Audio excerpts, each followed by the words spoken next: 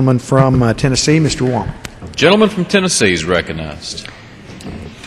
Well, I thank the Speaker, and I thank the gentleman for yielding. I especially thank the author of the resolution, Mr. Farr from California, for his leadership and insight here in the Congress. It's a privilege to serve alongside him. Very thoughtful man, and I want to join the chorus in praising these firefighters and encouraging others to answer this extraordinarily difficult call to public service every time that one of these fires encroaches on areas where people live and work. But I do find it ironic, having been here for 14 years, from time to time, that these issues cross over with each other, because frankly the nexus between the environment, which is a part of these fires, energy, which is also a piece of this, and national security is the most important challenge of our generation, this nexus, and they are connected. Over the last 14 years, I've had the privilege, even with Mr. Farr, to travel to places like Yellowstone and Yosemite Valley and the Olympics in Washington State, and actually see with the stewards of our public lands, which represents over 1/3 of the land mass of the continental United States, is government-owned land, and actually be there with the Forest Service, the Park Service, the Bureau of Land Management personnel, many of whom are registered foresters, who will say that one of the biggest problems with the creation of these fires is the dead and dying timber, which we've refused to clean out in terms of our stewardship of the forest. And you can't just leave this forest alone and let all of this timber become just a matchbox on the ground without huge problems with the fires.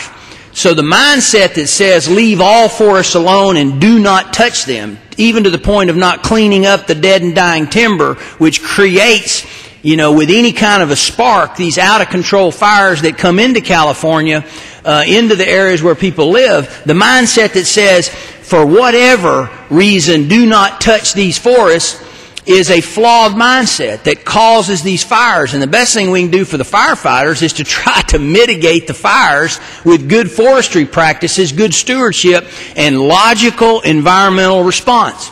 I consider myself a very logical and rational lawmaker on issues of the environment.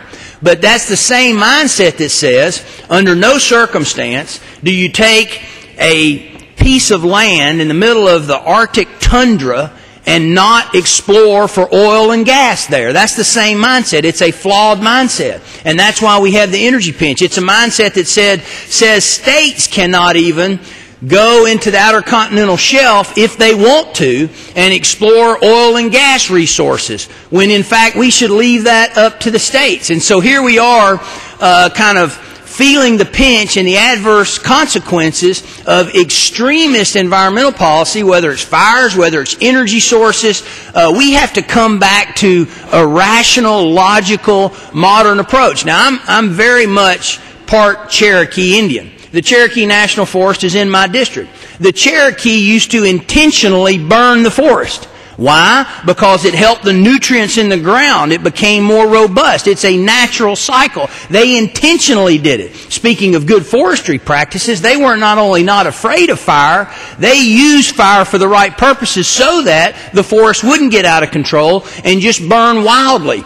It's that kind of thinking, long-term stewardship, that we need to get back to, so that the political winds of the day do not stymie us on good management practices with our forests or good energy policy as a nation, so that everything is not off limits to the point that the lights go out in California or we're paying $4.50 a gallon for gas. These are unacceptable outcomes when all we have to do is take a reasonable, responsible approach from the center of America, representing average people, and saying, we're all for stewardship, we're all for participating in global warming, but we don't want to do it at the expense of our future, our economic future, our quality of life. All these issues come together. So I would implore the leadership. I understand the Speaker of the House yesterday said, in fact, the SPRO does need, the Strategic Petroleum Reserve does need to be released so that we can increase some supply of oil.